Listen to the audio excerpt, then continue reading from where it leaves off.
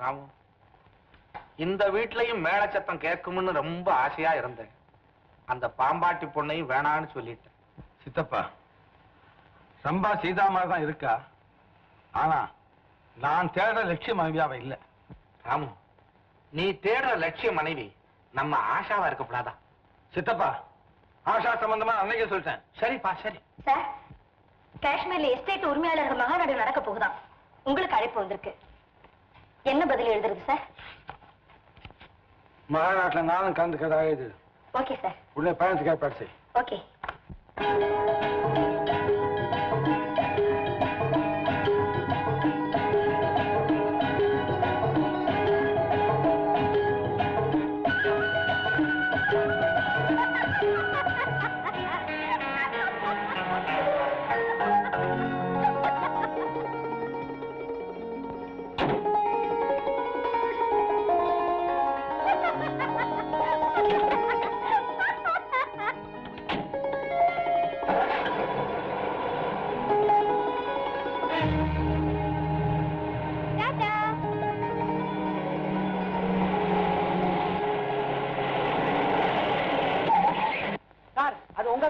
ஆமாயா, ஒரு பொண்ணு ஓட்டிட்டு போகுது. அது எங்க எஜமானியம்மா தான். பாவம் பைத்தியம். பைத்தியமா? என்னையா மெதுவா சொல்லிட்டு இருக்க? ஆக்சிடென்ட் ஆயிடுச்சுன்னா ஏன் வண்டியில? வாங்க சார், வாங்க.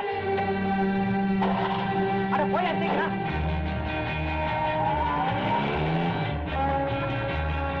ஏப்பா, பைத்தியத்தை வீட்டுல கூட்டிக்குது இல்லையா?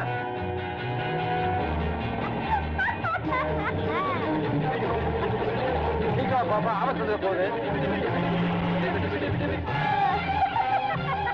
என்னப்பா அப்படி சீக்கிரம் ஓட்டப்பா, போய் பிடிப்பா.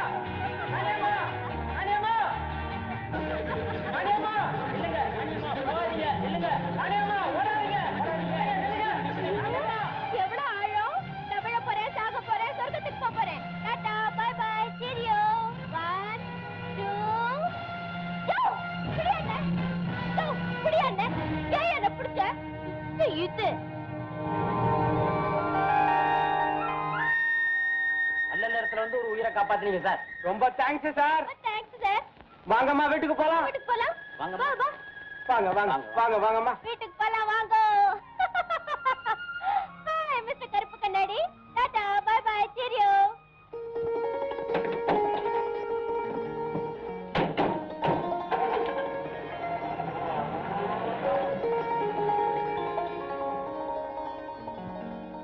சீதாவோட பிறந்த 3வது பொண்ணு இவ்வளவு தான் இருக்குமா?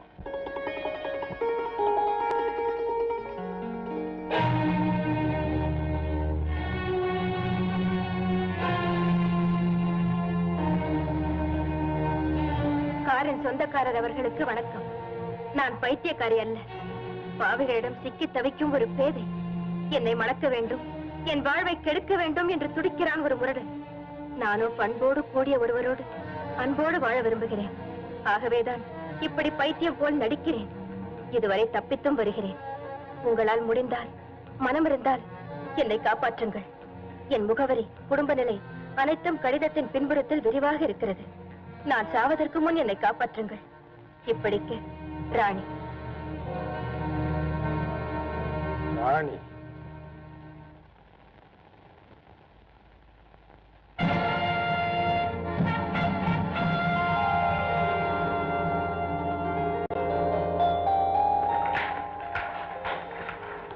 மிஸ்டர் பரமசிவம். பரமசிவமா? ஆமா, என் பேரு.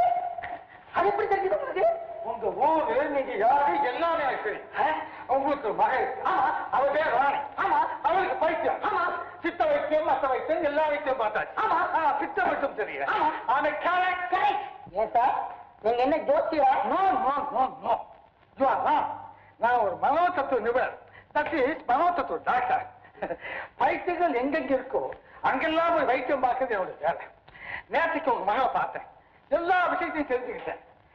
நீங்க மாற்ற சம்மதிச்சா 10 நாள் வைத்தியம் பறந்துடும் பைத்தியம். சாரி சார், நல்ல நேரத்துல கடவுள் மாதிரி வந்திருக்கீங்க சார். ராணி இருக்காளே, என் வளர்த்து பொண்ணுதான். இருந்தாலும் அவ படுற அவசியம் இருக்கு சார். என்னால தாழ முடியல சார். சில பேர் சொன்னாங்க பனிமலை சாரல் பக்கம் போனா பைத்தியம் தெளிஞ்சிரும். அதனாலதான் தமிழ்நாட்டை விட்டுட்டு இங்க வந்து தங்கி இருக்கோம் சார். நீங்க தான் எப்படியாவது பெரிய மாமா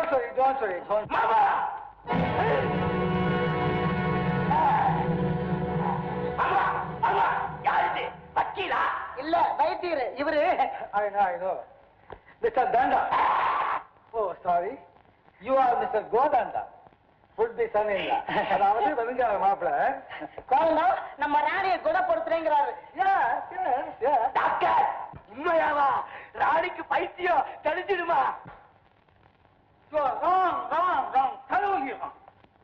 ஏப்ரல் மாசம் இப்படித்தான் ஒரு கேஸ். உன்னை போல ஒரு ஃபூல் கேட்டான் கோமாதமான். அவ்வளவுதான். என்ன ஆச்சு தெரியுமா? என்ன ஆச்சு? ஒரிஜினல் கோமாயிடுச்சு. குணமாகமான ஒரு முட்டாள் கேட்டானே, அவனுக்கு பிடிச்சது. ஏன் பயப்படுறேன்?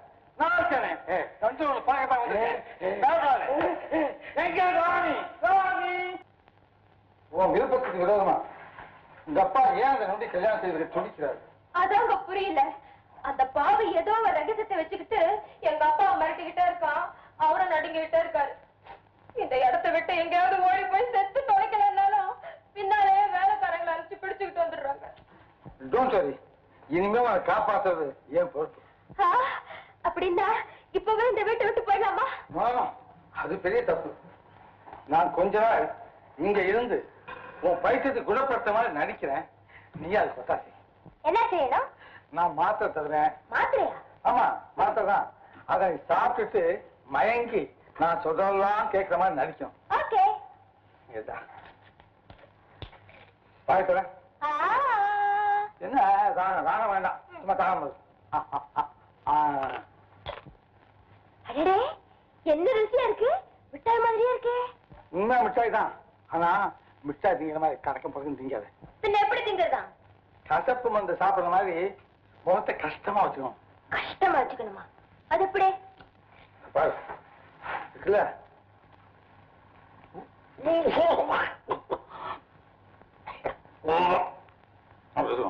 இப்படியா? எங்க மாமா மாதிரி முகத்தை வச்சுக்கணும், அவ்வளவுதானே?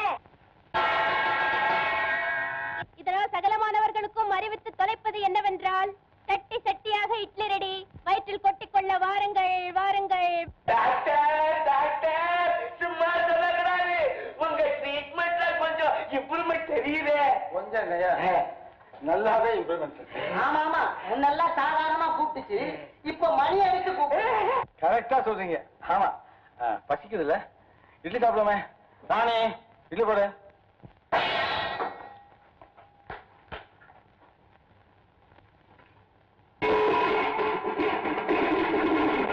அப்பாவை போடு. கரெக்ட். மாமாவை போடு.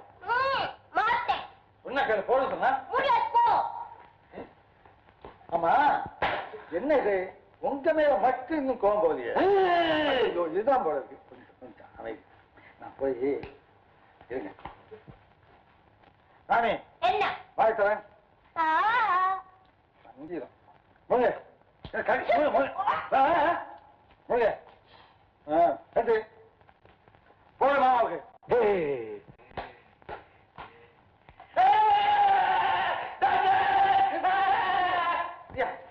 நான் தான் தப்புட்டேன். இட்லி போடுன்னு சொல்லல. இப்பதான் போட சொல்ல. இட்லி போடு. சாம்பாரு, சட்டோடி.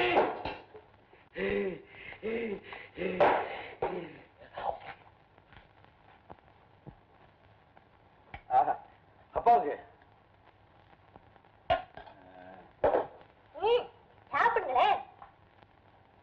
டாக்டர் டாக்டர், நீங்க சொல்றபடி எல்லாம் கேக்குது.